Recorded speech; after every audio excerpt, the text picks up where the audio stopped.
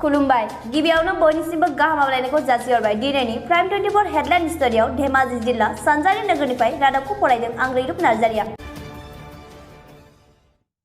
17 जुन खालारखालि सनितपुर जिल्लानि अनसुमै फरायसालिनि गेलेग्रा फोथाराव एक्स-एनडिएफि वेलफेयार ससाइटि आफादा मोनसे सावरायमेल मेल लानाय जायो। बे सावरायमेलाव आफादगिरि प्रदीप बसुमतारी, गाहाय नेहाथारि खौरां रिंसा बसुमतारी आरो मावथि सोद्रोमाफोरा बाहागो लायो। लोगोसे बे सावरायमेलनि गेजेरजोंनो गोबां बाथ्रा फोरमायहरनाय जादों। गाहायै बे खौरां बिजोंनि गेजेरजोंनो बिथांमोना फोरमायदों दि थांनाय बर'नि थामथि गोरोबथायाव जेसेबां दैदेनगिरिफोरा सागान होदोंमोन बिथांमोना खौसेथि दानि गोबां एनडिएफनि मावथि सोद्रोमाफोरनि सायाव सोलिबाय थानाय केसफोरखौ थाबैनो सुस्रांना होनांगौ। लोगोसे थाबैनो रन्जन दैमारि बिथांखौ जेलनिफ्राय दिहुननो नाजानांगौ होनना फोरमायदों। दानिया फै बिथांमोना खौरां बिजोङाव फोरमायनाय माखासे नुथाय नायदिनि। सनितपुर डिस्ट्रिक्ट एक्स-एनडिएफि आफादनिफ्राय जों बेखौनो गुरै खावलायबाय दे दैमारि सारजों जायफोरा जोबथेसालियाव जोबजानानै दङ बेफोरखौ मोनफ्रोमबो सिगनेटारिफोरा दिहुननायाव हेफाजाब आरो मदद होदों। लोगोसे आसाम सरकार आरो इन्डिया गभर्नमेन्टखौबो जोंनिफ्राय सनितपुर डिस्ट्रिक्टनि जानानै जों गोख्रों खावलायो जे बिथांखौ थाबैनो दिहुननायाव राहा लामा लानांगौ। जिहेतु नोंथांमोननि डियार नाब्ला सार बिथांखौ जेलनिफ्राय बारग'होनो थाखाय नोंथांमोना सोरनिफ्राय राहा लामा लुबैयो?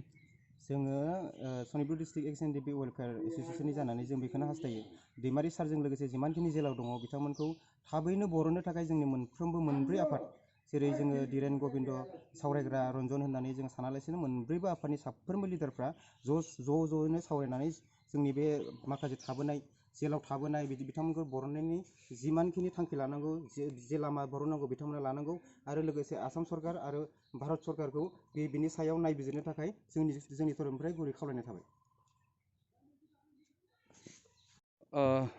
मानगोनां दिनै जिहेथु नोंथांमोननि एनडिएफबि नङा होमबा नोंथांमोनाथ' दा जेनेबा सालेन्डार होननानै दा सिनाय जाबाय नङा होमबा जिहेथु बिटिआ सुक्ति जाना थांबाय दा नोंथांमोना ओमफ्राय सनितपुर डिस्ट्रिक्टआव एक्सट्रायै नोंथांमोना मोनसे आफाद दादों होननानै जों मिथिनो मोन्दों। नोंथांमोना बे आफाद दानायनि सोमोन्दै फंनैसो बुंनो थाखाय गुरै खावलायबाय। जोङो थांनाय मे दाननि 1 तारिखआवनो जोङो बेवहाय मोनसे सनितपुर डिस्ट्रिक्ट एक्स-एनडिएफि वेलफेयार एस'सिएशन मोनसे बानायबाय।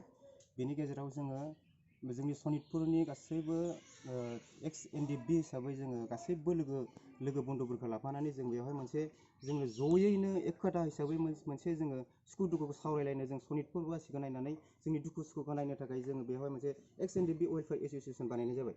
बे एक्स-एनडिएफबि वेलफेयार एस'सिएशना बेवहाय जोंहा बेसेबां मानसिफोरा दिनैसिम दुखु सुखु सैनांबाय जाय मानसिया दिनैसिम जोंनि थाखाय थैनांबाय सोरबा बायदिसिना जिनाहारि खालामजाबाय बिथांमोननि दुखु सुखुखौ नायनानै बिथांमोननि न'खरखौ नायनानै बिथांमोनजों जोङो दसे सम गोजोन आरो सुखु गोजोन माबा मोनसे सावरायनानै जों बिथांमोनजों थाफानानै अराय सम जोङो जेब्ला आफादाव थानाय समाव जों बिथांमोनजों लोगोसे बिथांमोनाबो जोंखौ अनबाय जोंबो दिनैसिम जोङो सिजफायार फैनायनि उनावहाय जों बिथांमोनजों थाफानानैनो जोङो बिथांमोनजों लोगोसेनो जों दा नैबे समाव जोङो एसे पाब्लिक हिसाबै जोङो ज'यैनो खामानि मावलांनो जोङो आसा खालामदों। इयुनाव सनितपुरनि जानानै जोङो सनितपुर हिसाबै जोङो दिनैसिम बेवहाय जोङो रायजो राजानि थाखाय जिमानखिनि मावनो हानाय जोङो हायोबाबो जोङो सेस्था खालामलांगोन जों बेखौ आसा खालामगोन। दिनैसिम बुंनो थाङोबा सनितपुर हिसाबै दिनैसिम जों जा राङापारियाव दङ राङापारायाव दिनैसिम 70 इयार्स बेयो पास जाबाय बारलांबाय।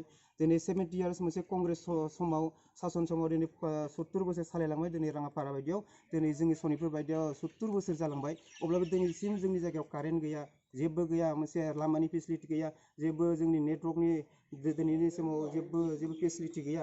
बेफोरखौ जों नोजोर होनानै जे जोंनि बे दिनैनि एक्स-एनडिएफबि वेलफेयार एस'सिएशना जोङो इयुनावहाय जोङो माबा मोनसे जोङो गासैबो जोंनि आफादनि जोङो जा केडारफोरखौ लोगो लानानै जोंनि माखासे मावथि फारिफोरखौ लोगो लानानै जोङो बे एस'सिएशननि गेजेरजों माबा मोनसे मावलांनो हागोन नामा जों बे आसायै दिनै बे जोंनि एक्स-एनडिएफबि वेलफेयार एस'सिएशनखौ गायसननाय जाबाय।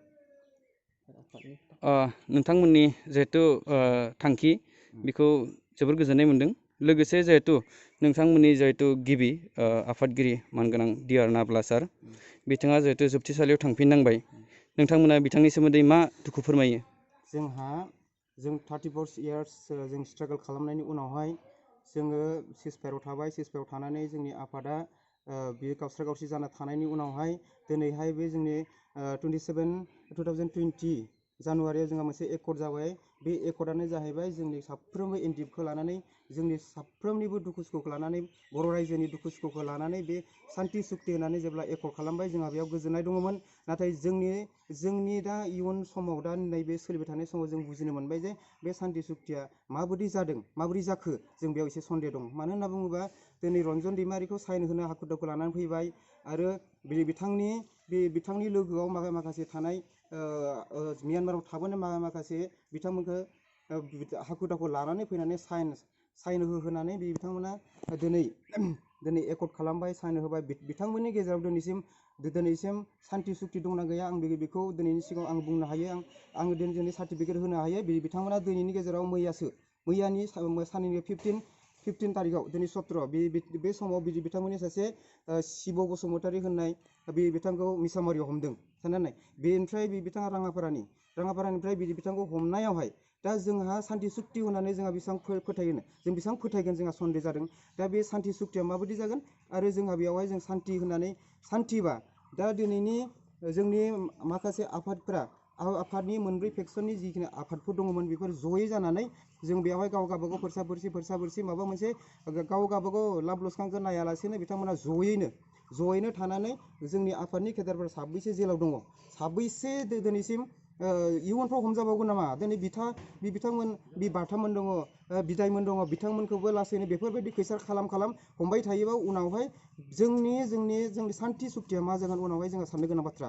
जों बेखौ नोजोर होनानै दिनै सनितपुर डिस्ट्रिक्टनिफ्राय मैया दाखालि हमजानाय बिथां शिब बसुमतारीखौबो थाबैनो बरनगोन होननानै जोंनि आफादनिफ्राय जों जेसेबां हायो नाजागोन। आरो मोनसे बाथ्रा जाहैबाय मा, जोंहा दा क'अर्डिनेसन कमिटि बानायबाय। बिथांमोना जोंनि आफादनि जोंनि थांनाय थैनायखौ लानानै, जोंनि मोननांगौ मोननाङाखौ लानानै बिथांमोना जोंनि थाखाय नांबाय थागोन।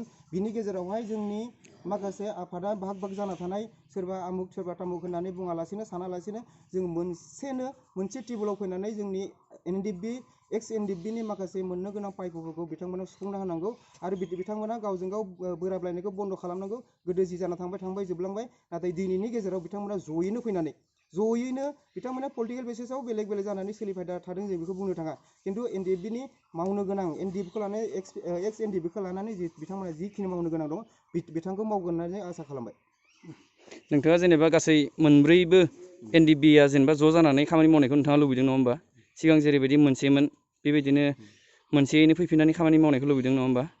दा जोङो बेखौनो सानदों, जों सिगाङावबो सानदोंमोन। जोङो जेब्ला जोंनि मोनब्रै आफादजों जेब्ला बलंगुरियाव मोनसे सावरायनाय जादोंमोन, बलंगुरियाव सावरायनायाव बेयावनो मोनब्रै आफादनि प्रेसिडेन्ट रन्जन दैमारिखौ लानानै बिथांखौ उनावहाय जेलाव लांफिनबाय। जेलाव लाङैनि सिगाङावनो आफाद मोनब्रैनि प्रेसिडेन्ट गबिन्द धीरेन सावरायग्राखौ लानानै ज' सावरायदोंमोन दे जोङो एनडिएफबि होननानै, जोंहा मोनसे समाव एनडिएफबि जों भाग जानायबाबो जों मोनसे एनडिएफनि गेजेराव जोंहा माबा मोनसेनि कारनाव जोङो बेयावहाय जोंनि आफादनि संबिजिर बायदियै संबिजिरखौ मानिनानैसो जोंनि आफादा एसे एनै जोङो नांबाय थानांगोन। जोङो आफादाव जोंनि संबिजिरनि बायदिबा जोंनि सासे केडारा जेब्लासिमहालागै गासैबो थैजोबनाय उनाव सासे बासिन थायोबाबो बिथाङा जोंनि थाखाय एनडिएफनि थाखाय नांबाय थानांगोन। संबिजिरखौ फोथायनानै बिथांमोना दिनैसिम नांबाय थादोंमोन। बिदिनो माबा मोनसेनि कारनाव गावस्रा गावस्रि जाबाय। बिनि गेजेराव जोंहा एकर्ड जाबाय 27 जानुवारियाव 2020आव। बिनि गेजेराव बिथांमोना बे खोथाखौ दिनैसिम मानो बुजिनो हायाखै जे जोङो गावस्रा गावस्रि जाबायबाबो दिनैनि गेजेराव बिथांमोना मानो ज' जानानै मानो खामानि मावनो हाया। दिनैनि गेजेराव बिथांमोना मोनब्रैबो आफादा, जोंनि माखासे आफादा मोनब्रैबो ज' जानानै दिनै जोंहा जिमानखिनि जोंनि केडारफोरनि रिहेबिलिटेसन जि मोननांगौ, सरकारा मा होनांगौ मा होनाङा, बे एकर्डनि गेजेराव मा होनांगौ मा होनाङा, मा मोनगोन मा मोना, आरो जिमानखिनि मुंख्लं जालांनाय बिथांमोना मा मोनो मा मोना, बेफोरनि सायावसो नोजोर होनानै बिथांमोना दिनै बे खामानिखौ मावनांगौ। आरो क'अर्डिनेसन कमिटिया बेनि सायाव दिनै बिथांमोना बे बडि फर्म बानायबाय, बिथांमोना मावगोन होननानै आसा खालामबाय। बिनि सायाव बिथांमोननि जाय मानसिफ्रा बै क'अर्डिनेसन कमिटिखौ मदद खालामाखै, बिथांमोना बिनि सायाव माने गाज्रि नोजोर नायालासेनो जयैनो बिबान मोनाबाबो बिबान लाबाबो जोङो बिबानखौ आसा खालामबाय थायालासिनो जों गासैबो जयैनो थानानै जोंनि आफादनि मोननांगौ, रायजो राजानि मोननांगौ जि मोन्थाय बेखौ मोनफुंनानै होथों, बेखौनो जों आसा खालामनानै जों नेनानै दं।